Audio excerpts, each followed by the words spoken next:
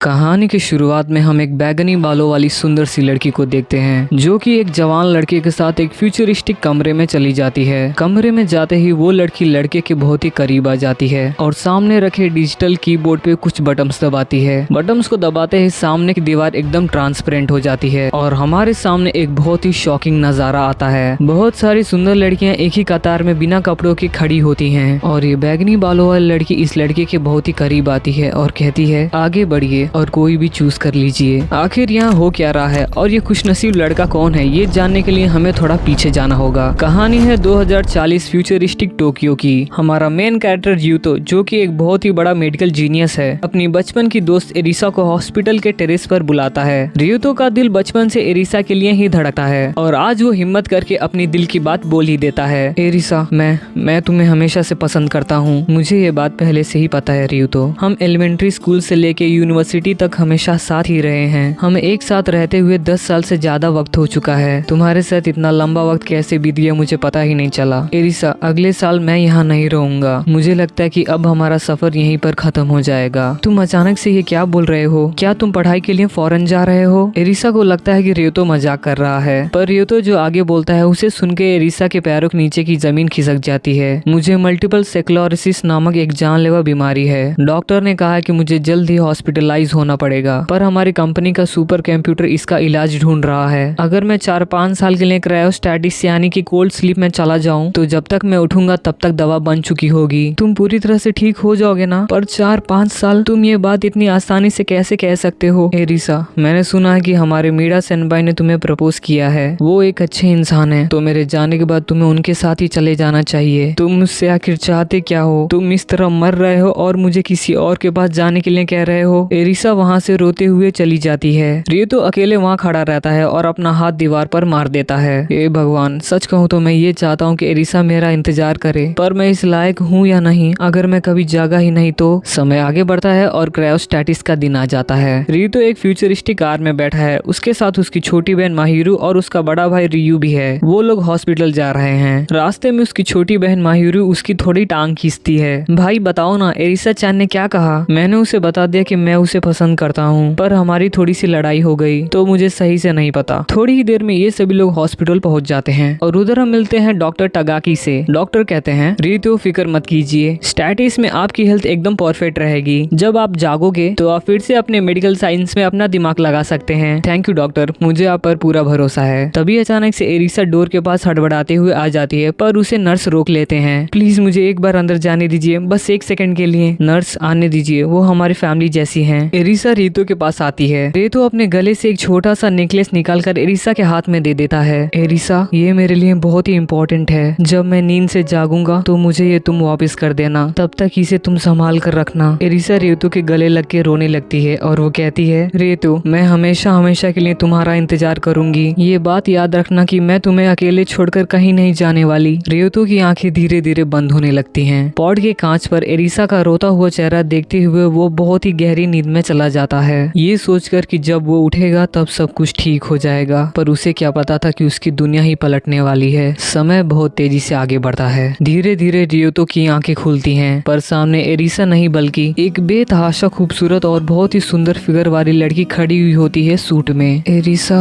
नहीं, शायद मैंने पहचानने में गलती कर दी। मैं कहाँ हूँ? क्या मेरी नींद पूरी हो गई? गुड मॉर्निंग रियुतो, कृपया शांत रहिए, आप पूरी तरह से ठीक हो चुके हैं। जब आप सो रहे थे एआई ने वो दवा बना ली थी और आपको दे दी गई थी। क्या सच में? पर अभी कौन सा साल चल रहा है? आखिर कितना वक्त बीत गया? ये साल 2045 चल रहा है। आप पूरे 5 साल के लिए क्रायोस्टैटिस में थे। पहले आप शावर ले लीजिए, फिर आपका मेडिकल चेकअप होगा। रियुतो कपड़े पहनते हुए आसपास देखता है। रूम बहुत ही अजीब पर एडवांस था। वैसे डॉक्टर टगाकी कहाँ है? मैं उन्हें थैंक यू कहना चाहता हूँ। डॉक्टर टगाकी अब इस हॉस्पिटल में नहीं है। ओह, क्या उनका ट्रांसफर हो गया? और मेरी फैमिली, क्या वो लोग मुझसे मिलने नहीं आए हैं? नहीं, आपके भाई ने ऐसा कोई अरेंजमेंट नहीं किया है। रियुतो, आप मेरे साथ गाड़ी में बैठिए, मैं आपको सब कुछ एक्सप्लेन करती हूँ आपके सोते वक्त यहाँ क्या बदल गया। एक futuristic high security black car के अंदर रितु और मीरा बैठते हैं। बाहर की विंडो पूरी तरह से ब्लॉक थी। हम आखिर कहाँ जा रहे हैं और आप मुझे कुछ एक्सप्लेन करने वाली थी ना? मीरा कहती है, रितु मेरा नाम सोहू मीरा है, अब से मैं आपकी एक्सक्लूसिव एजेंट हूँ। आपकी हर जरूरत और बाहर की दुनिया से कांटेक्ट करने की जिम्मेदारी मेरी है। एजेंट?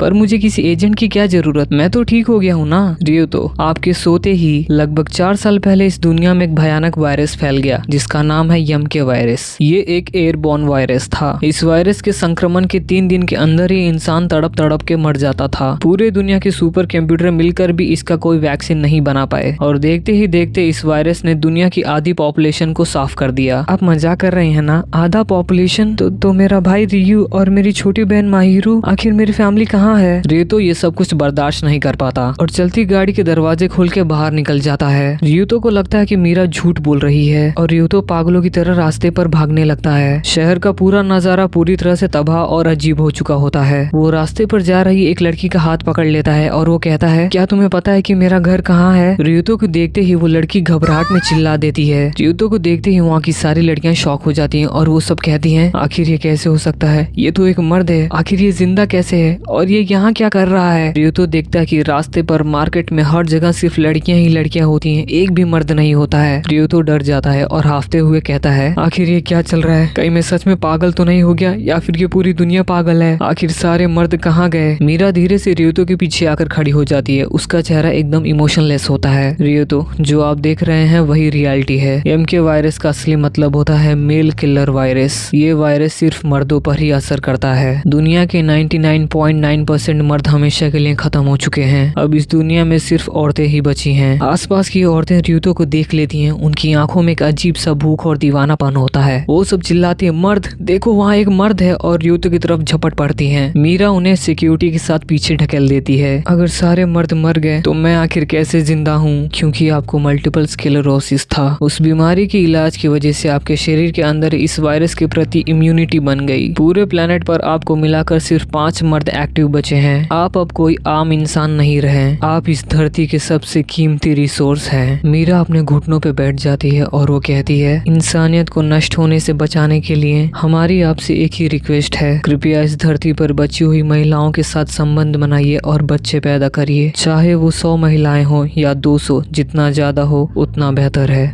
और ये सीन यहीं पे कट हो जाता है। रियू और मीरा लैब पहुंच जाते हैं और मीरा सब कुछ शुरू से बताती है। साल 2040 एक ऐसा अनजान वायरस आता है जो सिर्फ मर्दों को टारगेट करता है। बॉडी पर्पल पड़ने लगती है, हर एक सेल मरने लगता है और कुछ ही दिन में कहानी खत्म हो जाती है। सिर्फ 3 महीने के अंदर इस वायरस ने मर्दों की पूरी जाति ही मिटा दी। ना जाने कितने देश तबाह हो गए। सरकारों ने पूरी पावर महिलाओं को दे दी, जिसे कहा गया UW, यूनाइटेड वुमेन। UW ने सुपर एडवांस AIs को लगा दिया वैक्सीन ढूंढने के लिए, लेकिन वैक्सीन का कोई नामो निशान नहीं मिला। लेकिन तभी ईस्ट के एक छोटे से आइलैंड पर एक उम्मीद दिखी। मल्टीपल स्क्लेरोसिस नाम की बीमारी के इलाज के लिए कुछ मर्द पहले ही फ्रीज किए गए थे और उन्हीं मर्दों में से एक के पास इस यम के वायरस का इलाज था और इस मर्द को UW ने नाम दिया नंबर 1। ये सब सुनकर रियू कहता है, ये तो किसी साइफाई नॉवल के जैसे लग रहा है। इसीलिए मेरी विनती है, जो आपने कल किया वो फिर से मत कीजिएगा। अभी जनता उथल पुथल में है। अगर वायरस की वजह से मर्दों की इतनी बड़ी आबादी मर गई तो क्या आप लोगों ने आर्टिफिशियल इंसेमिनेशन का यूज नहीं किया? बेशक हमने इसे तुरंत ही यूज किया, लेकिन नतीजा वही रहा। लड़कियां तो बच गईं, पर लड़के कुछ ही दिनों में मर गए। अगर उन लोगों का स्पर्म यूज किया जाए जिनके पास इस यम के वायरस के खिलाफ एंटीबॉडीज हैं, तो शायद काम बन सकता है ना? हमने नंबर 1 नाम के मर्द का स्पर्म आर्टिफिशियल इंसेमिनेशन किया था, लेकिन एम्ब्रियो बना ही नहीं। वही महिलाएं अभी तक जिंदा हैं जो नंबर 1 के बच्चों से फिजिकल रिलेशन के जरिए प्रेग्नेंट हुई। लेकिन ऐसा क्यों? इस समय वही बच्चे हमारी मानवता की आखिरी उम्मीद हैं। सारे मर्द साइंटिस्ट और इंजीनियर मर चुके हैं। दुनिया की साइंस और टेक्नोलॉजी तेजी से नीचे गिर रही है। अगर अभी बचे हुए मर्दों ने बच्चे नहीं पैदा किए तो मानवता पूरी तरह से खत्म हो जाएगी। ये सब सुनकर रियू तो गुस्से में अपने घर जाने की बात करता है, पर मीरा साफ साफ मना कर देती है और उसके सामने एक टैबलेट रख देती है जिनमें उन लड़कियों के फोटोज थे जो कि बच्चे पैदा करने के लिए तैयार थीं। रियू को लगता है कि उसके साथ कोई गंदा मजाक हो रहा है। रियू को मनाने के लिए मीरा उसकी बहन माहिरू को बुला लेती है और माहिरू को देखते ही रियुतो की आंखों में आंसू आ जाते हैं। रियुतो कहता है, माहिरू अच्छा है तुम बिल्कुल ठीक हो, मैं भी बहुत खुश हूँ भैया कि आप इस बीमारी से बच गए। पर तभी अचानक माहिरू वो लड़कियों वाला टैबलेट देख लेती है। छी भैया आप तो ठरकी हो। नहीं नहीं नहीं माहिरू तुम गलत समझ रही हो। आगे मीरा रियू को उसके बड़े भाई से मिलाती है और अपने बड़े भाई को देखते ही रियू को विश्वास हो जाता है कि मीरा की सारी बातें सच थी। आगे रियू माहिरू से एरिसा के बारे में पूछता है। इस पे माहिरू कहती है, लगभग 1 साल पहले जब मैं एरिसा चैन की मम्मी से मिलने गई थी तो उन्होंने बताया कि एरिसा से उनका कई सालों से कांटेक्ट नहीं हुआ है, लेकिन वायरस तो बस मर्दों को इन्फेक्ट करता है ना। इन कुछ सालों में हर देश में बहुत ज्यादा तबाही मच गई थी, शायद वो किसी एक्सीडेंट में फंस गई होगी। और ऐसा सुनते रियू तो बहुत ही घबरा जाता है और गुस्से में आ जाता है और तुरंत वो एरिसा को फोन लगाने लगता है। पर कई बार फोन करने पर भी एरिसा फोन नहीं उठाती है। वहाँ यूडब्ल्यू के बड़े लोग बहुत ही परेशान होते हैं क्योंकि रियू तो बच्चे पैदा करने के लिए मान नहीं रहा होता है और यूडब्ल्यू की बड़ी ऑफिसर मीरा को फोर्स करने लगती है अपना काम ठीक से करने के लिए। आगे सीन सीधा रात को रियू के कमरे पर शिफ्ट होता है। रियू एरिसा के बारे में सोचकर परेशान हो रहा होता है। तभी रियू के कमरे का गेट खुलता है और हम देखते हैं मीरा को, जो कि बहुत ही पतली नाइट ड्रेस पहनी हुई होती है। उस ड्रेस में से मीरा के शरीर के सारे हिस्से झलक रहे होते हैं। मीरा कहती है, रियू तो मुझे माफ कीजिएगा। मीरा जी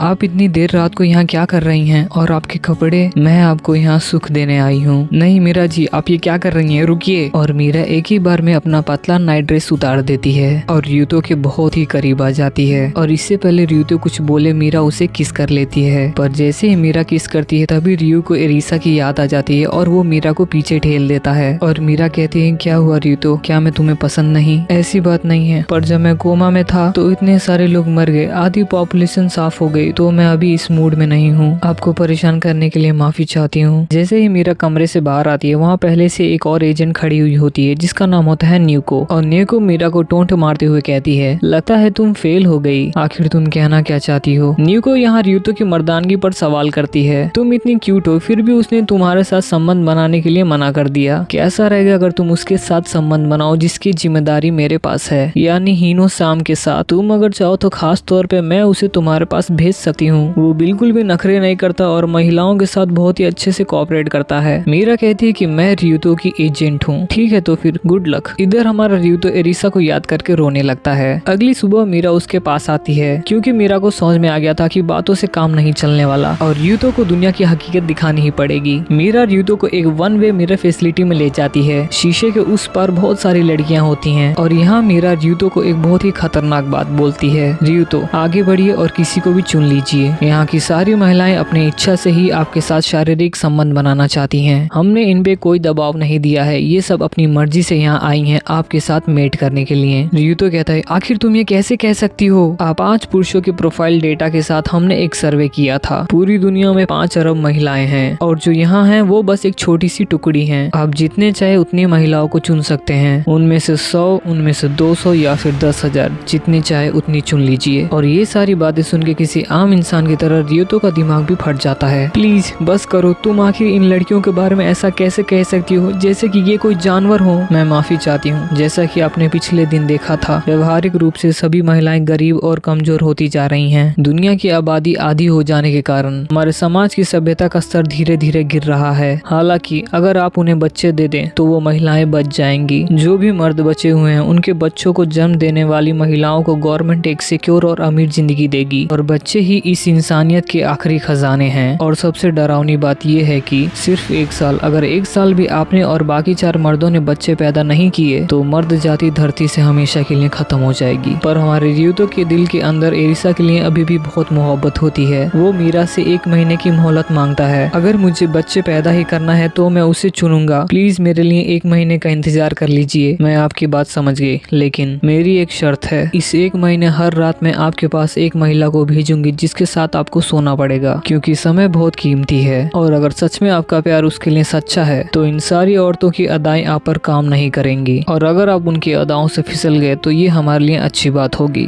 और ये सीन यहीं पे कट हो जाता है। आगे हमें नंबर 1 को दिखाया जाता है जो कि सुंदर लड़कियों से मसाज लेते हुए अपनी फेवरेट एक्ट्रेस का मूवी देख रहा होता है। मास्टर, क्या आपको ये मूवी पसंद है? मुझे ये मूवी नहीं बल्कि इसकी एक्ट्रेस पसंद है, ये कितनी हॉट है। और तभी नंबर 1 की एजेंट आ जाती है। हीनो सैम, चलिए मीटिंग का टाइम हो गया। क्या इतनी जल्दी? ये लीजिए। तो आप आज किसे चूज करेंगे? मुझे समझ में नहीं आ रहा कि आखिर मैं किसे चुनूं। आपका उस लड़की के बारे में क्या राय है? आगे हम नंबर 1 के कमरे को देखते हैं और वहाँ एक लड़की आती है और ये लड़की और कोई नहीं बल्कि वही मूवी की एक्ट्रेस होती है। हीनो सैन, मुझे चूज करने के लिए आपका बहुत शुक्रिया। देखिए, मैंने वही ड्रेस पहना है जो कि मैंने उस मूवी में पहना था। एक्ट्रेस अपनी कपड़े उतार के बेड पे लेट जाती है और हीनो सैन उसकी बॉडी की तारीफ करने लगता है और हीनो सैन उसके साथ मेट करने लगता है। सीन कट होता है और हमें रियुतो को दिखाया जाता है जो कि अपने ब्रेकफास्ट की तारीफ कर रहा होता है। रियुतो को खाता हुआ देख सारी शेफ लड़कियां कहती हैं, ये कितना क्यूट है। मीरा कहती है, तुम्हें जिस तरह का खाना चाहिए तुम्हें उस तरह का खाना मिल जाएगा, फ्रेंच, इटालियन, चाइनीज, सब कुछ। रियुतो कहता है, इतने सारे शेफ की क्या जरूरत है, ये सब काम तो मशीन्स भी कर सकती हैं। नंबर 1 ने कहा था कि इंसानों के हाथ से बना हुआ खाना ह्यूमंस के एपेटाइट के लिए सबसे अच्छा रहता है। हम देखते हैं कि मीरा बहुत ज्यादा खाना खा रही होती है जिस पे रियुतो कहता है, मीरा जी शायद आपको खाना बहुत पसंद है, नरिशमेंट के लिए फूड बहुत ही इम्पोर्टेंट होता है। मुझे आपसे जलन हो रही है, आप इतना खाकर भी इतना अच्छा फिगर मेंटेन कर लेती हैं। हाँ, तुमने सही कहा, इनका फिगर तो काफी अच्छा है। और ऐसा बोलते ही रियुतो की बहन रियुतो की गाल खींचने लगती है। आप इतने ठरकी क्यों है भैया? आगे मीरा कहती है, रियुतो जी अगर आप ये आइसक्रीम नहीं खाने वाले तो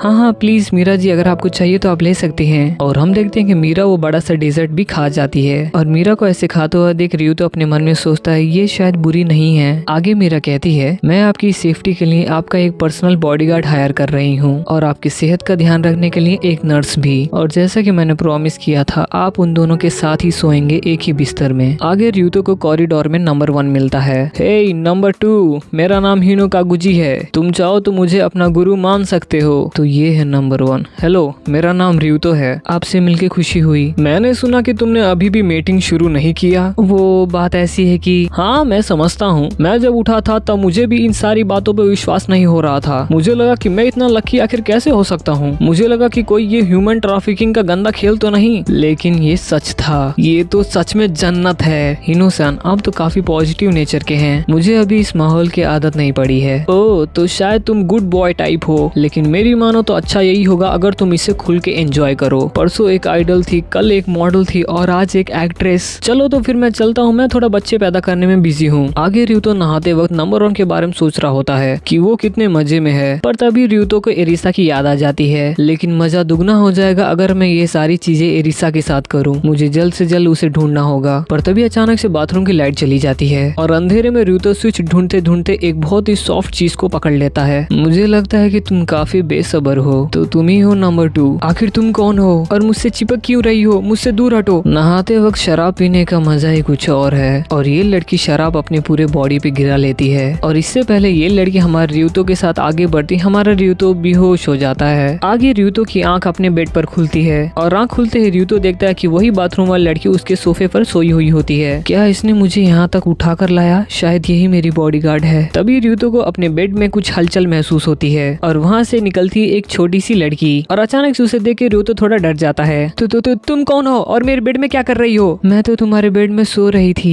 क्या तुम वो दूसरी लड़की हो जिसके बारे में मीरा जी ने बताया था? हाँ, आपने सही कहा, मेरा नाम सुई है। तुम्हारा नाम तो काफी अजीब है, इसे देख के तो नर्स वाली वाइब आ रही है, शायद यही मेरी नर्स है। लेकिन मुझे इसे देख के विश्वास नहीं हो रहा है। और ये सब शोर सुन के ये काउच वाली लड़की भी उठ जाती है और सीधे वो रियुतो के बेड में घुसने लगती है और रियुतो कहता है, क्या तुम भी मेरे साथ सोने वाली हो? फिक्र मत करो, मैं पिछली बार की तरह तुम्हारे ऊपर नहीं कूदने वाली। और हम देखते हैं ये तीनों एक ही बेड में सो जाते हैं और सोते वक्त रियुतो को बस मीरा की बातें ही याद आ रही होती हैं। अगर तुम उन लड़कियों के अदाओं में फंस गए तो ये हमारे लिए अच्छी बात होगी, मैं इनके अदाओं पे नहीं पिघलने वाला। रात बीत जाती है और हमें एनिमल एक्सपेरिमेंट लैब दिखाया जाता है और रियुतो की आंखों के नीचे डार्क सर्कल्स देख के हम समझ जाते हैं कि रियुतो ठीक से सो नहीं पाया, इस डर में कि कोई रात को उसके साथ जबरदस्ती ना कर दे। मीरा पूछती है कि आखिर हम यहाँ क्या कर रहे हैं? मैंने जो अपने बचपन की दोस्त के बारे में बताया था जिसका नाम एरिसा है, उसका यहीं पर काम करने का प्लान था ग्रेजुएशन के बाद। शायद यहाँ हमें एरिसा के बारे में कुछ सुराग मिल जाए। मीरा पूछती है, आपको ऐसा क्यों लगता कि आपकी दोस्त अभी भी जिंदा होगी? जब मैं कोल्ड स्लीप में जा रहा था तो मैंने एरिसा को अपना एक पेंडेंट दिया था। वो बस एक नॉर्मल पेंडेंट नहीं बल्कि एक ट्रांसमीटर था। अगर वो जापान में नहीं होती तो मुझे इतना डिटेल सिग्नल नहीं मिलता, पर मुझे सिग्नल मिल मिल रहा है, इसका मतलब चांस है कि वो अभी जिंदा होगी। और फिर से ये बाथरूम वाली लड़की हमारे रियुतो से चिपकने लगती है और शराब पीते हुए कहती है, रिलैक्स करो, तुम कुछ ज्यादा ही टेंशन ले रहे हो। आखिर तुम अपने जॉब पे शराब कैसे पी सकती हो? आखिर तुम्हें ये बॉडीगार्ड वाली नौकरी मिली कैसे? सुनो, मैं तुम्हारी। और तभी अचानक से लैब का सायरन बजने लगता है और हम देखते हैं एक बड़ा सा भालू इन चारों के सामने आ जाता है और वो भालू तुरंत ही इस नर्स पे हमला करने वाला होता है। तभी हमारा रियुतो उसे बचा लेता है। रियुतो जी, क्या आप ठीक हैं? आपका तो बहुत खून निकल रहा है, सभी लोग जल्दी करो और यहाँ से निकलो। सुई, अपना काम करो। और ऐसा बोलते ही हम देखते हैं सुई को कुछ हो जाता है और वो तुरंत ही उठ के एक फ्लिप करके एक जोरदार किक उस भालू के सर पे मारती है। मुझे बदतमीज भालू पसंद नहीं। और बस एक ही किक में वो भालू वहीं पे ढेर हो जाता है और हम देखते हैं सुई की आंखें फिर से नॉर्मल हो जाती हैं और वो कहती है, मिशन कंप्लीट हुआ। और ये बाथरूम वाली लड़की बताती है, मैं नहीं, सुई तुम्हारी बॉडीगार्ड है। और सुई घबरा के रोने लगती है। वो कहती है, आपको चोट लग गई, ये सब मेरी गलती है, मैं एज ए बॉडीगार्ड फेल हो गई हूँ। कोई बात नहीं सुई, ये तो बस छोटी सी खरोच है। तो अगर सुई मेरी बॉडीगार्ड है, इसका मतलब मेरी नर्स। और तभी ये बाथरूम वाली लड़की अपना टॉप फाड़ के रियुतो के हाथ पे बांध देती है।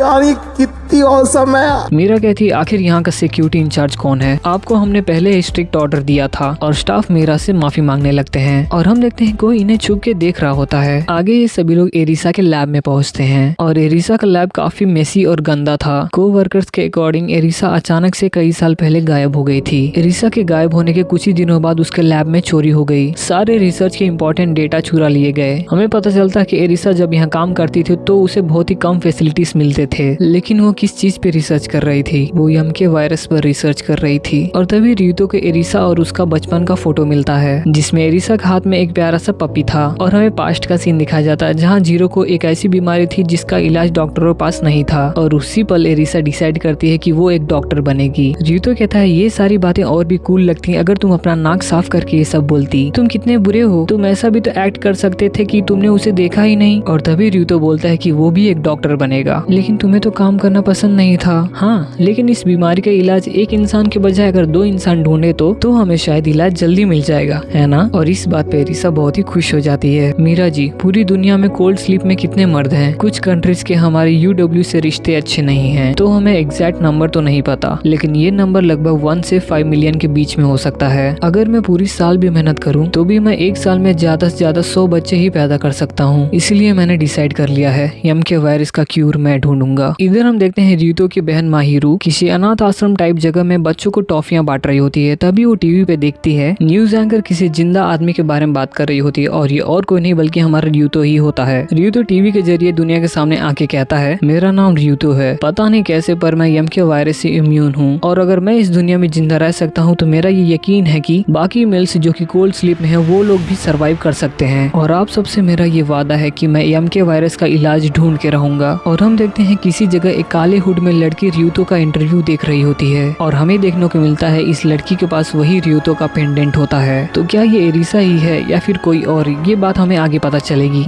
आगे हम देखते हैं कि माहिरू रियुतो के पॉडकास्ट से नाराज हो जाती है। वो कहती है, आपने अपने आप को दुनिया के सामने ला के अपने आप पर ही खतरा मोल लिया है। रियुतो कहता है, लेकिन अब मेरे पास परमिशन है और मेरे पास ये लैब भी है और मैं सिर्फ अपने भाई और लोगों को बचाना चाहता हूँ, पर आपको आराम की भी जरूरत है। और रियुतो की बात सुन के माहिरू रियुतो के गालों पे छोटा सा किस करती है और तभी माहिरू की नजर एरिसा के एक डॉल पर पड़ती है जो कि रियुतो ने एरिसा के लैब से लाया था। और तभी उस डॉल के अंदर से एक स्मार्ट रिंग निकलती है और तुरंत रियुतो उस रिंग को लेके बाथरूम की तरफ भागता है और माहिरू को कहता है, अगर कोई आए तो मुझे बता देना। और हम देखते हैं उस स्मार्ट रिंग के अंदर एरिसा ने एक वीडियो मैसेज छोड़ा हुआ होता है। मैं आशा करती हूँ कि इसे देखने वाला रियुतो ही है। मेरे पास ज्यादा समय नहीं है, मैं तुम्हें एक बहुत ही इम्पोर्टेंट बात बताना चाहती हूँ। मुझे यम के वायरस से रिलेटेड एक डरावनी सच्चाई पता चली है। ये यम के वायरस नेचुरल नहीं है बल्कि मैन मेड है। रियुतो, ये दुनिया झूठे और मक्कार लोगों से भरी है। यम के वायरस से रिलेटेड मेरे पास बहुत ही इम्पोर्टेंट जानकारी है, लेकिन मैं किसी पे यकीन नहीं कर सकती। रियुतो,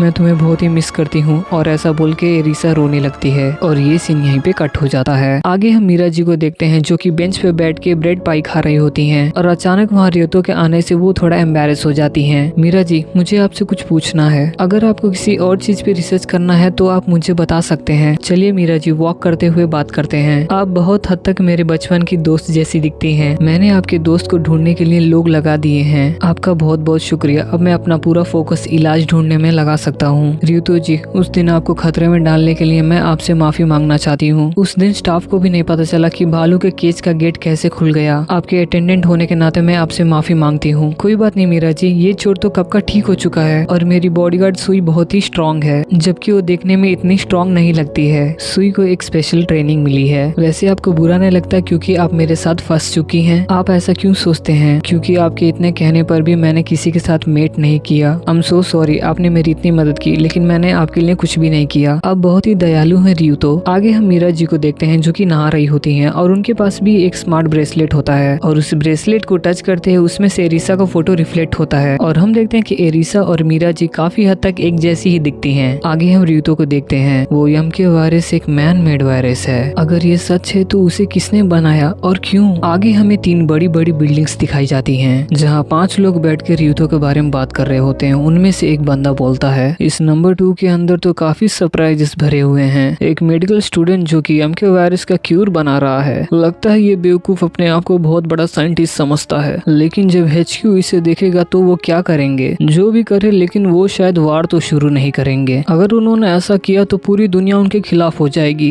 जापान अब पूरी दुनिया की औरतों के लिए एक उम्मीद की किरण बन चुकी है। अब HQ ने भी उन्हें नोटिस करना शुरू कर दिया है। इसे पब्लिकाइज करते ही हमें फायदा होना शुरू हो गया है। वैसे बाकी नंबरों का हाल क्या है? मैं आपको नंबर 1 की फुटेज दिखा रही हूँ सर। ये तो फुल मजे कर रहा है, बिल्कुल किसी बंदर की जैसे। लगता है उसके अटेंडेंट नेने को काफी मेहनत से काम कर रही है। वो अब तक लगभग 100 महिलाओं के साथ मेट कर चुका है और उनमें से 28 प्रेग्नेंट भी हो चुकी हैं और उन्हें जल्दी ही बच्चा होगा। लेकिन नंबर 2 तो कम्प्लीटली फेलियर निकला। उस बेवकूफ को प्रिपेयर करने के लिए हमने स्पेशली इस औरत को चुना था, पर ये तो समय की बर्बादी है। लेकिन ये औरत हमें किसी और तरह से काम आ ही सकती है ना? हमारे पास अभी भी और 3 नंबर हैं जिनकी देखरेख बहुत ही अच्छी तरह से की जा रही है। लेकिन अब समय आ गया है कि हम प्लान को नेक्स्ट स्टेज पर ले जाएं। सही कहा, जब पूरी तरह से प्रिपरेशन हो जाए तो नंबर 3 को भी रिलीज कर देना। और इधर हम देखते हैं नंबर 2 एक नहीं बल्कि 3 लड़कियों के साथ फुल मजे कर रहा होता है। इनमें से ये एक्ट्रेस कहती है, मैं बिना आपके अटेंडेंट को बताए यहाँ आ गई, शायद मुझे सजा मिलेगी। और तभी नंबर 2 उसे किस कर लेता है और वो कहता है, तुम टेंशन मत लो, मैं हूँ ना। और नंबर 2 इन तीनों लड़कियों के साथ फुल मजे करता है। ये सीन यहीं पे कट हो जाता है और आगे हम एक लड़की को देखते हैं जो कि एक औरत से बात कर रही होती है वीडियो कॉल पे। वो औरत कहती है, हमने तुम्हें सब कुछ दिया है, इसीलिए इस मिशन को तुम पूरी तरह से सक्सेसफुल बनाना।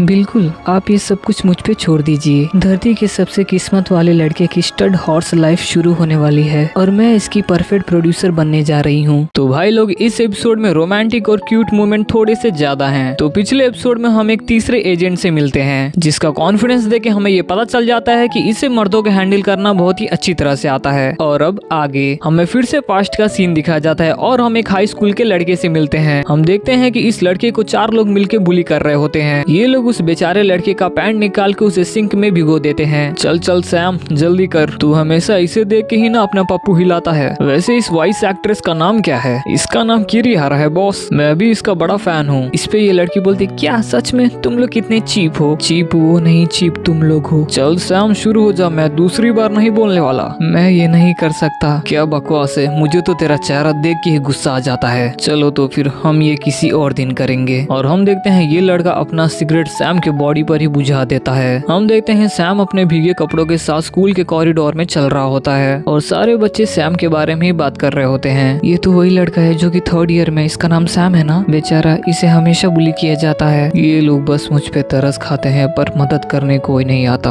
हम एक पिंक कलर बालों वाली लड़की को देखते हैं जो कि सैम को देख के तरस खा रही होती है, पर फिर वो उसे इग्नोर करके अपने फोन में लग जाती है। और हम देखते हैं 2 लड़के किसी इवेंट के बारे में बात कर रहे होते हैं जिसमें वो फेमस सिंगर आइडल किरिहारा भी आने वाली होती है। उन दोनों लड़कों में से एक की नजर हमारे सैम पे पड़ती है, पर वो भी सैम को इग्नोर कर देता है, जबकि इस लड़के को हमारा सैम अपना दोस्त मानता था। और जब एक बार ये लड़का बुली हो रहा था तब इसे सैम ने ही बचाया था और उस दिन से ये लड़के उसे छोड़ के हमारे सैम को बुली करने लगते हैं। और मदद करने के बावजूद भी ये लड़का सैम को बिना थैंक्स बोले वहाँ से चला जाता है। मैं कितना बेवकूफ हूँ। आगे हम देखते हैं हमारा सैम बहुत ही अच्छा पियानो बजा रहा होता है और हम सैम के पियानो टीचर को भी देखते हैं, पर तभी सैम सडनली पियानो बजाना बंद कर देता है। सैम, क्या हुआ? तुम ठीक तो हो ना? अगर कुछ हुआ है तो तुम मुझे बता सकते हो। आपको पता है कि स्कूल के बच्चे मुझे क्या बुलाते हैं? सैम, तुम बेवकूफ हो और तुम स्लो हो और तुम्हारे बाल किसी बूढ़े इंसान की तरह लगते हैं। मुझे माफ करना, मुझे नहीं पता कि मैं इस मामले में क्या बोलूं। आपको माफी मांगने की जरूरत नहीं है मिस, पर एक चीज है जो मैं तुम्हारे लिए कर सकती हूँ। सैम, तुम बेवकूफ या फिर स्लो नहीं हो, तुम स्मार्ट और स्ट्रॉन्ग हो। शायद ये सच नहीं है मिस। और तभी अचानक से सैम के सीने में दर्द होने लगता है। सैम,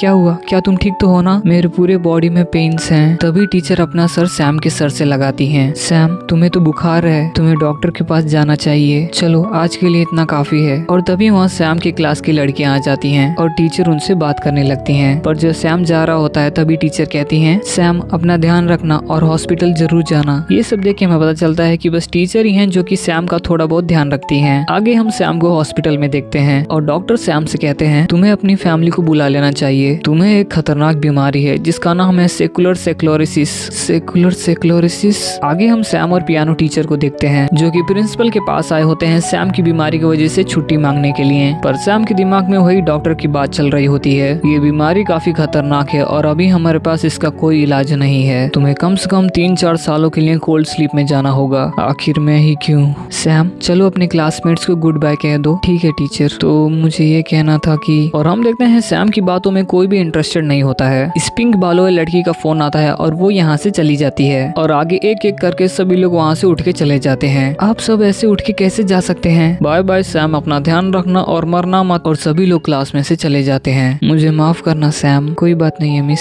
आपने जो भी किया उसके लिए बहुत बहुत शुक्रिया। स्कूल से बाहर निकलते ही सैम अपने दोस्त को देखता है जो कि सैम को आखिरी गुड बाय भी नहीं कहता है। इसलिए सैम स्कूल के पीछे के रास्ते से जाने लगता है। स्कूल के पीछे सैम झाड़ियों को बहुत ही तेजी से हिलते हुए देखता है और हम देखते हैं वही दो पुलिस एक दूसरे के साथ इंटीमेट हो रहे होते हैं। एरिका, तुम काफी आवाज करती हो, ऐसा ना हो कि कोई हमें सुन ले। और तभी ये पुलिस सैम को देख लेता है। सैम, क्या तुम हमें छुप के देख रहे थे? क्या ये हमें छुप के देख रहा था? ये कितना घटिया है। और ये दोनों सैम को पैरों से मारते हैं। मैंने सुना है कि तुझे एक जानलेवा बीमारी है, इसका मतलब शायद तू वर्जिन ही मरने वाला है। और ये लड़का सैम पर थूकते हुए कहता है, चल कोई बात नहीं, मरने से पहले तूने एक नजारा तो देख ही लिया है। एरिका, चलो यहाँ से। मुझे नहीं, मर तो इन जैसे लोगों को जाना चाहिए। आगे हम सैम को अपने कमरे में देखते हैं जो कि सोच रहा होता है, 4-5 साल, चलो अच्छा है, इतने दिन मुझे बुली नहीं होना पड़ेगा। क्यों? आखिर मैं ही क्यों? तभी सैम को उसकी बहन का फोन आ जाता है। आप कैसे हो भैया? क्या डैड वहाँ पर है? नहीं, हमेशा की तरह वो अपने काम पर है, लेकिन कम से कम इस समय तो उन्हें आपके साथ होना चाहिए था। माफ कीजिएगा, मैं भी आपसे बहुत दूर हूँ। कोई बात नहीं, आशा है कि वो लोग तुम्हारे लिए भी दवाइयाँ बना देंगे। सही कहा। वैसे आप कोल्ड स्लीप में कितने दिनों के लिए जा रहे हैं? 4 से 5 साल के लिए। इतना लंबा वक्त? लेकिन जब मैं जागूंगा तो तुम मुझसे बड़ी हो जाओगी। कोल्ड स्लीप का दिन आ जाता है। क्या आप तैयार हैं सैम? हाँ मैं तैयार हूँ और कोई नहीं आने वाला। जब मैं जागूंगा शायद ये दुनिया पहले से बेहतर हो गई होगी। और धीरे धीरे सैम की आंखें बंद हो जाती हैं। समय आगे बढ़ता है और सैम की आंखें धीरे धीरे खुलती हैं। सैम की आंखें खुलते ही ये पीले बालों वाली लड़की उसके सामने आती है। कांग्रेचुलेशंस। ये सुन के सैम झटके से उठता है। आखिर तुम कौन हो? हेलो, मैं आपकी ब्यूटीफुल अटेंडेंट कैरन हूँ। ये समय है आपका हाई स्कूल जिंदगी फिर से जीने का और खूब सारे मजे करने का। आगे हमें स्कूल का सीन दिखाया जाता है। हम देखते हैं कई सारी जवान और खूबसूरत लड़कियों को। उनमें से एक लड़की कहती है, मैं जब टीचर के ऑफिस से पास हो रही थी तब मैंने सुना कि वो दिन कल ही है, वो कल हमारे स्कूल आ रहा है। क्या सच में?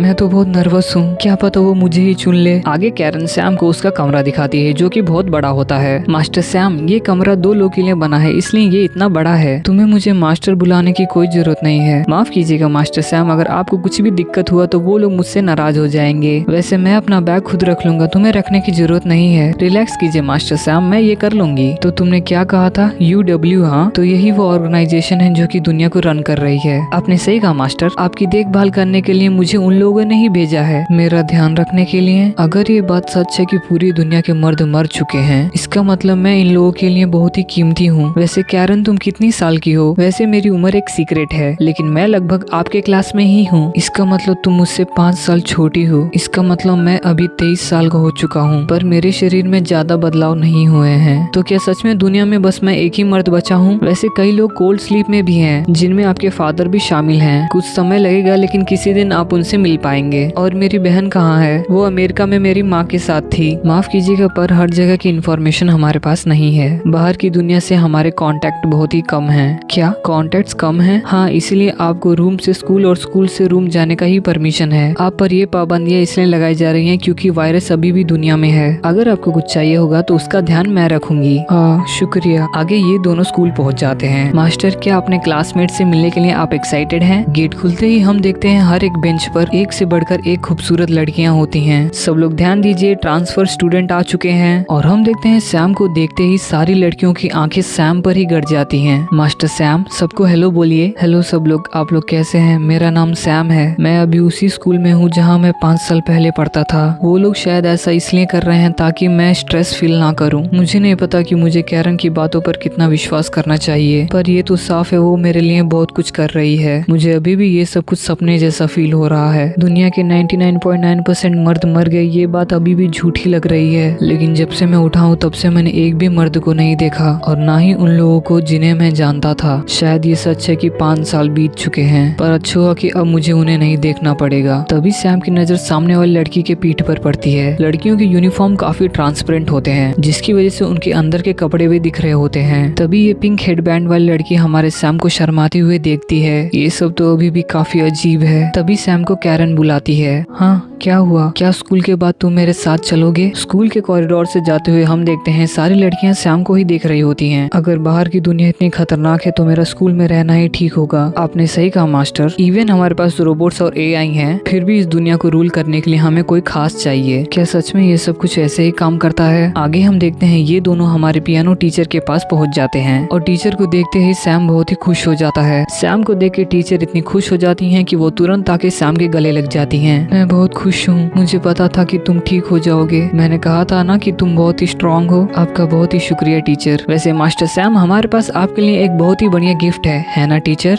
हाँ, तुमने सही कहा कैरन। ठीक है तो फिर मैं निकलती हूँ, मुझे थोड़ा काम है। आप दोनों अच्छे से खूब मजे कीजिएगा। सैम, जी टीचर। और टीचर सैम के हाथ को पकड़ के अपने सीने से लगा लेती हैं और वो कहती हैं, क्या तुम आज रात फ्री हो? मेरे पास बहुत कुछ है तुमसे कहने के लिए। और ये सीन यहीं पे कट हो जाता है। आगे हमें ग्राउंड का सीन दिखाया जाता है जहाँ हमारा सैम दूर बैठ के लड़कियों को खेलते हुए देख रहा होता है, पर सैम के दिमाग में अभी भी टीचर की बातें ही चल रही होती हैं। सैम, क्या तुम मेरे कमरे में रात के 9 बजे आ सकते हो? आखिर टीचर किस बारे में बात करना चाहती हैं? कहीं वो नहीं, मैं कितना बेवकूफ हूँ, मैं उनके बारे में ऐसा सब कुछ कैसे सोच सकता हूँ? और तभी वहाँ पे कैरन आ जाती है। क्या आपको यहाँ बोर नहीं मार रहा? वो मुझे ऐसे खेल नहीं पसंद, मेरे लिए आराम करना ही सबसे बेस्ट है। और आप कितने क्यूट हो। वैसे आपको किस तरह की लड़की पसंद है? तो तुम ये क्या कह रही हो? उधर देखिए, उस लड़की का नाम हिरागी है, वही लड़की जो क्लास में आपके सामने बैठती है। उसके संतरे थोड़े छोटे हैं लेकिन उनका शेप बहुत ही बढ़िया है। उस पिंक हेड बैंड वाली लड़की का नाम लूसी है और उसकी फैमिली काफी अमीर है। ये तो वही लड़की है जो कि मेरे बगल में बैठती है। आप सोच भी नहीं सकते उसके संतरे इतने बड़े हैं। तुम आखिर ये सब क्या बोल रही हो? और उस लड़की को देखिए, उसका नाम अकीरा है, हमारे वॉलीबॉल टीम की बेस्ट प्लेयर, और उसके संतरे बिल्कुल किसी कप के शेप में हैं। और उस लड़की का नाम चीफू है। वो स्पोर्ट्स में बिल्कुल भी अच्छी नहीं है लेकिन वो पढ़ाई में बहुत ही जीनियस है। वो ग्रेड स्किप करके हमारी क्लास में आई है और वो हाफ जापानीज है। ये सारी की सारी लड़कियां तो बहुत ही यूनिक हैं और ये सभी लड़कियां अच्छी इंसान लग रही हैं। लेकिन सच कहूँ तो मैं बहुत ही नर्वस हो गया था जब मैंने सुना कि यहाँ सभी की सभी लड़कियां ही हैं। और इसमें डरने वाली क्या बात है? अभी इंसानियत के पास लड़ने का बिल्कुल भी टाइम नहीं है। क्या यहाँ सब कुछ ऐसे ही चलता है? पर पता नहीं उन लोगों का क्या हुआ होगा। पर जो कुछ भी हुआ हो वो मेरे लिए मैटर नहीं करते। मुझे यकीन है वो लोग भी MK वायरस का शिकार हो गए होंगे। पर जो भी हो, मैं आपको सपोर्ट करने के लिए सब कुछ करूंगी, तो इसलिए अगर आप उन सबसे घुल मिल जाएं तो बहुत ही अच्छा होगा। और ये सुन के सैम थोड़ा शर्मा जाता है और कैरन वहाँ से गुड लक बोल के चली जाती है। आगे हमें रात का सीन दिखाया जाता है। हम देखते हैं सैम को जो कि टीचर का दरवाजा नॉक करता है। अंदर आ जाओ। Excuse me teacher. और सैम दरवाजा खोलते ही बहुत ही शर्मा जाता है क्योंकि टीचर एक पतली बट बहुत ही सुंदर नाइट ड्रेस में होती हैं। माफ करना कि मैं इस ड्रेस में हूँ लेकिन मैं जस्ट अभी नहा के निकली हूँ। कोई बात नहीं टीचर, तुम्हारा यहाँ आने के लिए शुक्रिया सैम। टीचर बताने लगी कि पिछले 5 साल में यहाँ क्या क्या हुआ, पर मेरा ध्यान उनकी बातों पे लग ही नहीं रहा था। सैम, मैं तुम्हें कैसी लगती हूँ?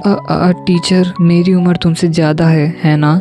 ऐसी कोई बात नहीं है टीचर। अच्छा है, जब मैंने तुम्हारे चेहरे को देखा तो मुझे बहुत ही सुकून मिला। और टीचर कमरे की लाइट को बहुत ही डिम कर देती हैं और वो सैम के बहुत ही करीब आते हुए कहती हैं, ये तुम्हारा इनाम है क्योंकि तुम उस बीमारी से बच गए। अगर तुम्हें ये नहीं करना तो तुम मुझे कभी भी रोक सकते हो। और टीचर सैम को किस कर लेती हैं और वो सैम को पीछे ठेल के उसके ऊपर चढ़ जाती हैं और वो सैम के कपड़े उतारने लगती हैं। तुम्हें कुछ नहीं करना है सैम, सब कुछ मुझ पे छोड़ दो। सैम अपने मन में सोचता है, अगर ये सब कुछ सपना है तो मैं कभी भी उठना नहीं चाहता। और ये दोनों इंटीमेट होने लगते हैं। और टीचर के रूम के बाहर हम कैरन को देखते हैं और हमें समझ में आता है कि ये सब कुछ कैरन का ही प्लान था। अगली सुबह हम सैम को देखते हैं जो कि पिछली रात के बारे में सोच रहा होता है। ये मेरा किसी औरत के साथ पहली बार था, वो भी मेरे टीचर के साथ। वो सब कुछ सपने जैसा था। ये तुम्हारा इनाम है सैम, उस बीमारी को हराने के लिए। हैं, शायद उनके साथ ये मेरा आखिरी बार था। और तभी लूसी कहती है, सैम क्या तुम अपनी पसंदीदा लड़की के बारे में सोच रहे हो? और तुम थोड़ा उदास भी लग रहे हो। नहीं, मैं तो ठीक हूँ। क्या सच में? क्या तुम बता सकते हो कि तुम अभी क्या सोच रहे थे?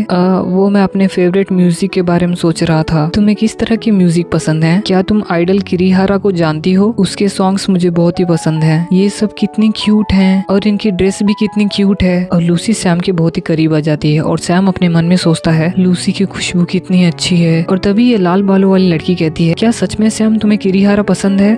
दोजिन, हाँ मुझे वो पसंद है। मेरा नाम हिरागी सुका है सैम, तुम मुझे हिरागी बुला सकते हो। तो बताओ तुम्हें कौन पसंद है? क्या तुम्हें एमा पसंद है? वो मुझे किरीहारा ज्यादा पसंद है। वैसे किरीहारा तो मुझे भी पसंद है। मुझे लगता है उस पूरे ग्रुप में सबसे बेस्ट सिंगर किरीहारा ही है। और इधर हिरागी के आने से लूसी को थोड़ा जलन महसूस होती है और जेलसी में वो सैम को थोड़ा सा पिंच करती है और लूसी मुंह फुला के वहाँ से चली जाती है। और ये दोनों उसे इग्नोर करके फिर से आइडल के बारे में बात करने लगते हैं। आगे हम सैम को देखते हैं जो कि वॉलीबॉल के कोर्ट की तरफ जा रहा होता है और हम उसी लड़की को देखते हैं जो कि स्कूल की सबसे टॉप वॉलीबॉल प्लेयर है और वो एक एक करके सबको हरा रही होती है। और सैम इस लड़की को देख के इम्प्रेस हो जाता है। तभी ये पिंक बालों वाली छोटी सी लड़की आती है और वो कहती है, तुम उसके बड़े संतरे देख रहे हो ना, मैं उससे ज्यादा टैलेंटेड हूँ, बस मुझे देखते जाओ। और ये लड़की सीधे उसे जाके चैलेंज कर देती है और ये लोग हमारे सैम को इस मैच का रेफरी बना देते हैं और मैच स्टार्ट होता है। अकीरा उछलती है और एक जोरो का बॉल रेन की तरफ लॉन्च करती है और हम रेन को देखते हैं जो कि बिल्कुल तैयार होती है, पर बॉल सीधा इसके सर पे आके लगती है और बाउंस होके सीधा हमारे सैम के सर पे लगती है। और सारी लड़कियां सैम को देखने के लिए उसके पास इकट्ठा हो जाती हैं और तुरंत अकीरा नीचे झुक के सैम से माफी मांगने लगती है। मुझे माफ कीजिएगा, मुझे आपको चोट पहुंचाने का कोई भी इरादा नहीं था। कोई बात नहीं, मैं ठीक हूँ, मुझे कुछ नहीं हुआ है। इस गलती के लिए आप मेरे साथ जो चाहे वो कर सकते हैं। और ये सुन के सैम थोड़ा शर्मा जाता है। ये सीन यहीं पे कट हो जाता है और आगे हम देखते हैं सैम पियानो बजा रहा होता है। तभी वहाँ टीचर आ जाती हैं और ये क्या हुआ, तुम्हें चोट कैसे लग गई? वो मुझे बॉल लग गया था, लेकिन अब ये ठीक है, मुझे देखने दो। ये तो थोड़ा सा सूज गया है। क्या तुम्हें दर्द हो रहा है? ये तो बस छोटी सी चोट है और अब मैं बड़ा हो गया हूँ टीचर। मुझे पता है कि तुम बड़े हो गए हो, पर मेरे पास एक ट्रिक है जिससे तुम्हारा दर्द चला जाएगा। और टीचर सैम के चोट पे किस करती हैं। ये लो, हो गया। सैम, जी टीचर। क्या तुम उस बार में परेशान हो जो कल रात हमारे बीच हुआ? वो मेरे लिए थोड़ा सरप्राइजिंग था, पर मुझे अच्छा लगा कि वो सब मैंने आपके साथ किया। क्या सच में? लेकिन कल रात से मुझे थोड़ा सा दर्द हो रहा है। क्या आपका मतलब? नहीं नहीं, वहाँ नहीं, मैं तब से तुम्हारे बारे में ही सोच रही थी। वो मेरा चेस्ट बहुत ही दर्द कर रहा था। क्या तुम्हें कोई तरीका पता है जिससे मेरा ये दर्द खत्म हो जाए? और ये सीन यहीं पे कट हो जाता है और हम कैरन को देखते हैं जो कि अपने हेड से वीडियो कॉल पे बात कर रही होती है। हेड कहती है, तुमने बहुत ही बढ़िया काम किया, नंबर 3 का फर्स्ट मीटिंग सक्सेसफुल रहा। ऑफ कोर्स, और उन दोनों के बीच नजदीकियां भी बढ़ रही हैं, लेकिन मुझे अभी भी समझ में नहीं आ रहा, क्या हमें अभी भी इतनी मेहनत करनी चाहिए? मैंने आपको ये बात कई बार बताई है मैम, पावर और पैसे का यूज करके एक आदमी एक औरत के साथ सो सकता है, पर इससे उसका कॉन्फिडेंस नहीं बढ़ेगा। सारी लड़कियां स्कूल में प्रेस कॉन्फ्रेंस से पहले ही आ चुकी थी। उन्हें लगा कि रियुतो ही एकलौता मर्द है इस दुनिया में, लेकिन ये आगे और भी मजेदार होने वाला है। जब तक मुझे रिजल्ट मिलता रहेगा मैं तुम्हारे काम के बीच में नहीं आऊंगी, लेकिन मुझे डेली अपडेट देना मत भूलना। मैं तुम दोनों से तो बिल्कुल नहीं हारूंगी, तुम दोनों मेरे निशाने पे हो। तो जिस तरह सैम कैरन के जाल में फंसा है, क्या वैसे ही कैरन अपने जाल में रियुतो को फंसा पाएगी? तो भाई लोग, अगला एपिसोड और भी खतरनाक होने वाला है, तो प्लीज वीडियो को लाइक कर दीजिए और अपना प्यारा सा कमेंट नीचे छोड़ दीजिए और चैनल को सब्सक्राइब करना मत भूलिएगा। तब तक के लिए फिकर नॉट। आगे हम देखते हैं टीचर भी अब सैम के कमरे में शिफ्ट हो गई होती हैं। सैम सो रहा होता है और टीचर उसे किस करके जगाती है। तभी सैम नोटिस करता है टीचर ने उसकी शर्ट को पहना हुआ होता है। माफ करना, मैंने तुम्हारा शर्ट पहना है, वैसे आज स्कूल नहीं है, तो मैं सोच रही थी कि हमें एक साथ थोड़ा टाइम बिताना चाहिए, अगर तुम बुरा ना मानो तो। बिल्कुल टीचर, मैं क्यों बुरा मानूंगा। ठीक है तो फिर। उस बात को लगभग 1 हफ्ता बीत गया है और उस दिन से लगभग हर दिन हम एक दूसरे से मिलते रहे हैं। टीचर की बॉडी दिन पर दिन और भी अच्छी होती जा रही है। तभी सैम टीचर को पीछे से हक कर लेता है। मैं चाहता हूँ कि हम हमेशा के लिए ऐसे ही रहें। हाँ, मैं भी। और टीचर सैम को किस कर लेती हैं। सैम, क्या वो सब तुम अभी करना चाहते हो? जैसा आप कहें टीचर। और ये दोनों इंटीमेट होने लगते हैं। सैम अपने मन में कहता है, उन पलों में मुझे बहुत ही संतुष्टि महसूस हो रहा था, लेकिन आगे जो होने वाला था उसका मुझे बिल्कुल भी अंदाजा नहीं था। आगे हमें स्कूल का सीन दिखाया जाता है। हम देखते हैं कैरन सैम को खींच के स्विमिंग पूल की तरफ ले जा रही होती है। मैं वहाँ कुछ नहीं करने वाला, मैं बस वहाँ जाके देखूंगा। मास्टर सैम, आप तो अभी से हार मान रहे हैं। हम देखते हैं क्लास की सारी लड़कियां ब्लू स्विम सूट में होती हैं। तभी कैरन कहती है, सभी लोग यहाँ ध्यान दीजिए, आज के जिम क्लास में मास्टर सैम भी पार्टिसिपेट करने वाले हैं। क्या मुझे सच में पार्टिसिपेट करना पड़ेगा? आपको कोल्ड स्लीप से उठे हुए लगभग लगभग 1 हफ्ता हो चुका है, आपकी बॉडी को थोड़ी एक्सरसाइज की जरूरत है। लेकिन मैंने तो कभी ऐसी चीजों में पार्टिसिपेट किया ही नहीं है। वैसे आपको इसकी जरूरत नहीं है क्योंकि आपने टीचर के साथ काफी मेहनत किया है। ओह हाँ, तुम्हें तो ये बात पता ही होगी क्योंकि हमें साथ लाने का प्लान तो तुम्हारा ही था। वैसे मैंने तो बस उन्हें थोड़ा सा मोटिवेट किया क्योंकि हमारी टीचर थोड़ी सी शर्मीली हैं। इस पे सैम शर्माते हुए कहता है, वैसे इस बात के लिए तुम्हारा शुक्रिया। इसके बदले आज आप वही कीजिए जो मैंने अभी आपको कहा है। आपको स्विमिंग करने में बड़ा ही मजा आएगा। और हम देखते हैं लड़कियों के बीच में सैम इस स्विमिंग से पहले वार्म अप कर रहा होता है। पता नहीं मुझे ऐसा क्यों लग रहा है कि सारी लड़कियां मुझे ही घूर रही हैं। और हम देखते हैं लड़कियां सैम को देख के शर्मा रही होती हैं, या फिर शायद मैं कुछ ज्यादा ही सोच रहा हूँ। आगे हम देखते हैं हिरागी और अकीरा के बीच में स्विमिंग कंपटीशन होता है जिसमें अकीरा कुछ मिली सेकेंड से जीत जाती है और ये सब हमारा सैम भी देख रहा होता है। तभी हिरागी अकीरा से कहती है, मुझे लगा कि इस बार तुम मुझे नहीं हरा पाओगी। तुमने सही कहा, मुझे भी लगा कि मैं हार जाऊंगी। तुम दिन पर दिन फास्ट होती जा रही हो। और इधर इन दोनों को देख के सैम अपने मन में सोच रहा होता है, अकीरा और हिरागी की बॉडीज कितनी अच्छी हैं। तभी वहाँ पे एक छोटी सी लड़की आ जाती है और वो कहती है, वो सभी आम लोग अपना टाइम वेस्ट कर रहे हैं, फर्क नहीं पड़ता वो लोग कितना ज्यादा मेहनत करती हैं, फर्स्ट तो मैं ही आऊंगी। और इस पे सैम कहता है, चीफू क्या तुम किसी कंपटीशन में पार्टिसिपेट करने वाली हो क्या? तुमने सुना नहीं क्या? चलो अच्छा है, आगे जो होने वाला है तुम अपनी आंखों से देखोगे। क्या तुम्हें पता है वो लोग मुझे नदी की उड़ती हुई मछली बुलाते हैं। मुझे पक्का यकीन है मैं ही जीतूंगी। उड़ती हुई मछलियाँ नदियों में नहीं पाई जाती हैं। सैम, कल के लिए मैं तुमसे माफी चाहती हूँ। क्या अब तुम्हारा सिर ठीक है? और अकीरा का नजारा देखते हुए सैम शर्माते हुए कहता है, हाँ मैं ठीक हूँ, तुम बिल्कुल भी फिक्र मत करो। ये जान के खुशी हुई। वैसे अगर मैं फर्स्ट आई तो।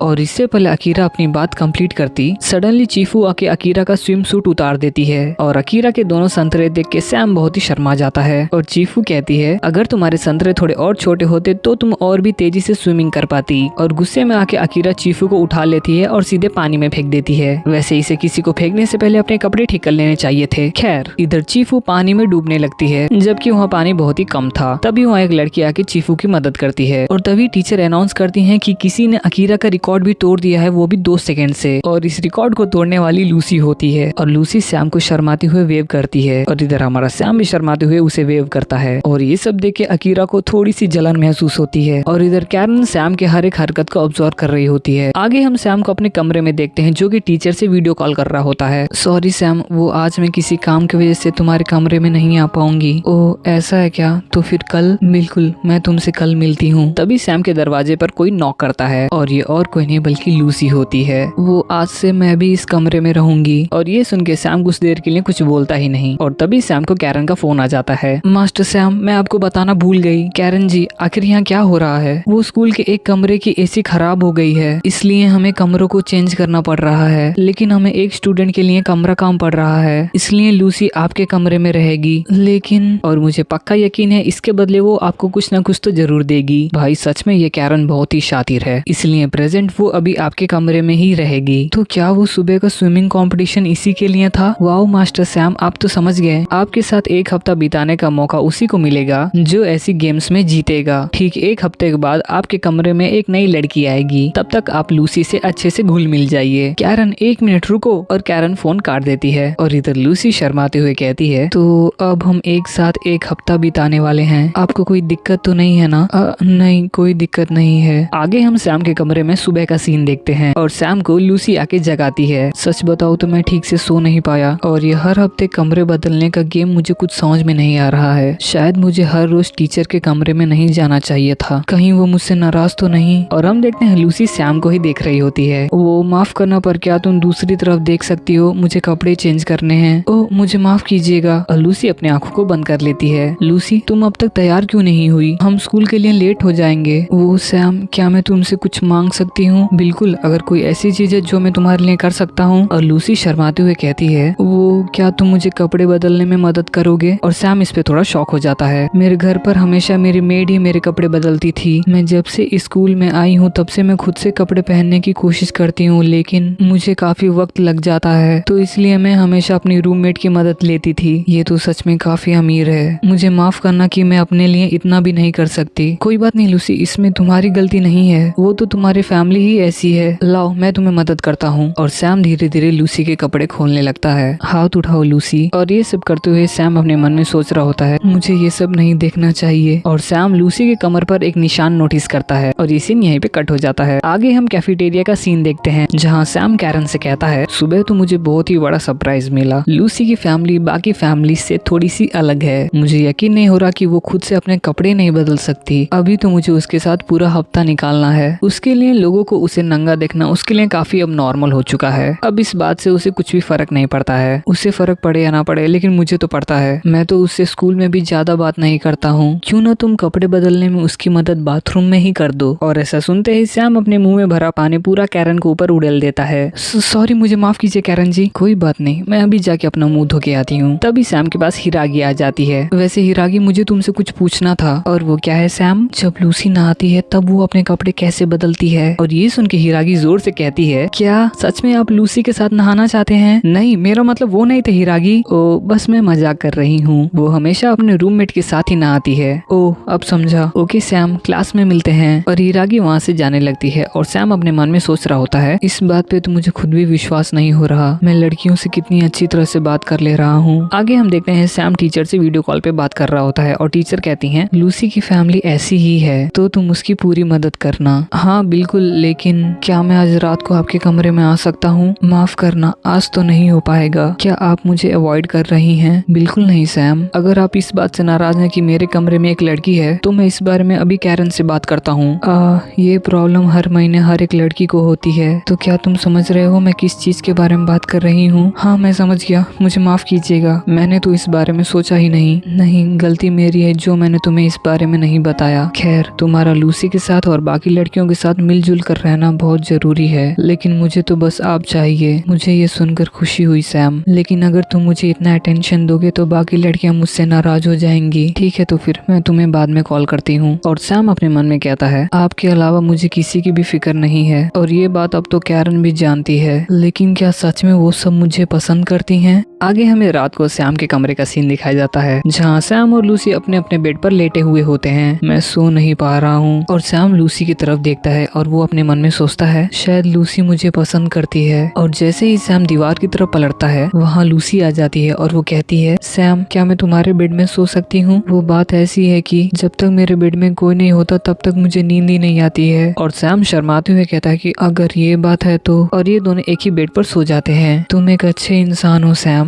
क्या सच में? तुमने सुबह मेरे कमर पर वो निशान देखा था ना? वो निशान मेरे बचपन का है। मुझे डर लग रहा था कि तुम वो बात सबको बता दोगे, पर तुमने किसी को नहीं बताया। वैसे हाई स्कूल के बाद ही मेरी शादी होने वाली थी, एक ऐसे इंसान से जो कि मुझसे 20 साल बड़ा था, सिर्फ मेरे डैड के बिजनेस के लिए। पर 5 साल पहले एमके वायरस की वजह से मेरे डैड और मेरा फियांसे दोनों मर गए। क्या मैं एक बुरी लड़की हूँ? क्योंकि मुझे वायरस के आने की खुशी है, क्योंकि उसकी वजह से ही मैं आज तुम्हारे साथ हूँ। और इस बात पे सैम बहुत ही शर्मा जाता है। मुझे तो तुमसे तभी प्यार हो गया था जब मैंने तुम्हें पहली बार देखा था। तुम कोई बुरी लड़की नहीं हो लूसी। मैं भी खुश हूँ कि ये दुनिया इस तरह बदल गई। और ये दोनों एक दूसरे को किस कर लेते हैं। और लूसी सैम को उसके कपड़े उतारने को कहती है। सैम, जब भी मैं तुम्हारी तरफ देखती हूँ मेरे दिल की धड़कन तेज हो जाती है। और ये दोनों इंटीमेट हो जाते हैं। अब समझे ये कितनी पहुंची हुई चीज है। और ये सीन यहीं पे कट हो जाता है। आगे हम यूडब्ल्यू का हेडक्वार्टर्स देखते हैं, जहाँ न्यूज में हमारे रियूतो के बारे में बता रहे होते हैं कि कैसे हमारा रियूतो जब से उठा है तब से वायरस का इलाज ढूंढ रहा है। वो रोज क्या करता है, क्या खाता है, न्यूज में सब कुछ बता रहे होते हैं। टीवी में एक बूढ़ी औरत कहती है, काश रियूतो मेरा पोता होता। और कई सारी सुंदर लड़कियां हमारे रियूतो की तारीफ कर रही होती हैं और उसको मोटिवेट करती हैं वायरस का इलाज ढूंढने के लिए। और एक इंटरव्यू में रियूतो कहता है कि मुझे सीरियस और हार्ड वर्किंग लड़कियां पसंद हैं। और हम देखते हैं हेडक्वार्टर्स के बाहर लड़कियों की भीड़ लग गई होती है रियूतो से मिलने के लिए। और यहाँ रियूतो थोड़ा पछताता है कि क्यों वो दुनिया के सामने आ गया। और तभी मीरा कहती है, बाहर खड़ी कई लड़कियां आपके साथ मेट करना चाहती हैं। क्या आप उन लड़कियों की लिस्ट देखना चाहते हैं? और ऑब्वियसली हमारा रियूतो मना कर देता है। और इस पे पता नहीं क्यों मीरा जी भी थोड़ी खुश होती हैं। वैसे मीरा जी, माहिरू किधर है? आजकल माहिरू अपना ज्यादातर वक्त एक रिफ्यूजी एरिया में बिता रही है। एक रिफ्यूजी एरिया? मैंने अब तक तो उसे ऐसा करने पे नहीं रोका है, लेकिन अगर ये बात बाहर आ गई कि वो आपकी बहन है तो आगे आप सोच ही सकते हैं कि क्या होगा। इसलिए मैं उसे मना करने का सोच रही हूँ। उसके लिए मैं माफी मांगता हूँ मीरा जी। आगे हम सैम और लूसी को देखते हैं जो कि एक ही साथ उड़ते हैं और सैम उड़ते ही पानी पीता है और पानी लूसी को भी पास करता है। और तभी लूसी कहती है क्या आप मुझे पानी पीने में मदद कर सकते हैं, और एक अच्छे इंसान की तरह सैम उसकी मदद करता है, बस तरीका थोड़ा अलग था। मुझे कमरे से बाहर निकलने का मन ही नहीं कर रहा। आगे हम हेडक्वार्टर्स में रियूतो को देखते हैं और तभी उसे नंबर 1 बुलाता है और नंबर 1 रियूतो को एक फोटो दिखाता है जो कि एक फीटस का होता है। रियूतो, मैं जल्दी एक बाप बनने वाला हूँ, कांग्रेचुलेशंस हीनो सैम। अगर ये लड़का हुआ तो ये पूरी दुनिया के लिए खुशी की बात होगी। हाँ, पर अभी हमें नहीं पता कि ये क्या है। वैसे रियूतो, तुम इतना काम करके फ्रस्ट्रेटेड नहीं हो जाते हो? और नंबर 2 वहाँ से जाते हुए कहता है तुम्हें तो ये बात पता ही होगी कि ब्लू बॉल्स हेल्थ के लिए अच्छे नहीं हैं। अगर ब्लू बॉल्स आपको नहीं पता तो आप गूगल पे सर्च कर सकते हैं। और ये बोल के नंबर 2 वहाँ से चला जाता है। आगे हम टीचर को देखते हैं और तभी वहाँ पे सैम आ जाता है। क्या हुआ सैम, तुम ठीक तो हो ना? मैं ठीक हूँ, पर मुझे अच्छा नहीं लग रहा था कि मैंने इतने दिनों से आपको देखा नहीं। मुझे भी अच्छा नहीं लग रहा था सैम। वैसे क्या तुम लूसी के साथ अच्छी तरह से घुल मिल गए हो? हाँ, लेकिन टीचर। कोई बात नहीं सैम, तुम पर सबका हक है, इसमें तुम्हारी गलती नहीं है। सबका हक है? आपका कहने का मतलब क्या है? क्या आपको कुछ पता है? और टीचर रोते हुए कहती है मैं आगे कुछ नहीं बता सकती, तुम चाहो तो कैरन से पूछ सकते हो। और टीचर वहाँ से रोती हुई चली जाती हैं। और हम स्कूल के टेरेस पर सैम और कैरन को देखते हैं। कैरन कहती है मास्टर सैम, ऐसा कम ही हुआ है कि आप मुझसे बात करना चाहते हैं। मैं बहुत देर से एक बात सोच रहा था। किस बारे में? कई सारी अजीब चीजें हो चुकी हैं जब से मैं कोल्ड स्लीप से उठा हूँ। हाँ, आपने सही कहा, पिछले 5 साल में ये दुनिया काफी बदल चुकी है। शुरुआत में मुझे लगा कि तुम मुझसे झूठ बोल रही हो कि इस दुनिया में मर्द नहीं बचे हैं, लेकिन मुझे पता है इतना बड़ा झूठ बोल के किसी को कुछ फायदा नहीं होगा। मुझे नहीं पता कि सारी लड़कियां मेरे बारे में क्या सोच रही हैं, लेकिन मुझे नहीं लगता कि लूसी और टीचर मेरे साथ नाटक कर रही हैं। तो इसका मतलब दुनिया के ज्यादातर मर्द मर चुके हैं, उन लोगों को छोड़ के जो कि कोल्ड स्लीप में हैं। हाँ, आपने सही कहा मास्टर सैम, मैंने आपको किसी बारे में झूठ नहीं बोला है। क्या मेरे अलावा और भी मर्द हैं जिनके पास इस यमके वायरस के प्रति इम्यूनिटी है?